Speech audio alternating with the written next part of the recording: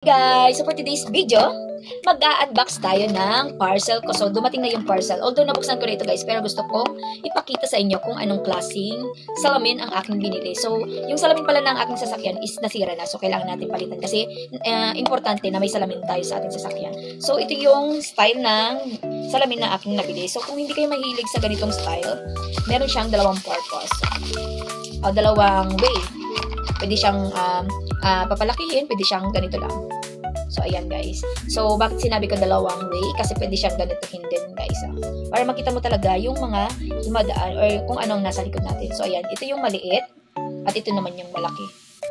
So, ayan guys. Napakaganda at napakalinaw yan guys. So, may kasama na palang mga tornels. So, ayan yung kasama dito sa parcel. Although, nabili ko ito 142. So, worth it na yung 142 natin, guys. Kung bibili natin ito sa sentro, dyan sa bilihan, is mga 200 plus ata ito, 250, ganun. Ganun yung mga price nila. So, kung bibili naman tayo sa Shopee, is makakatipid tayo, guys. Kaya, kung gusto nyo i-try, check out nyo na dito sa yellow basket natin. Then, maganda ito, guys. Thank you!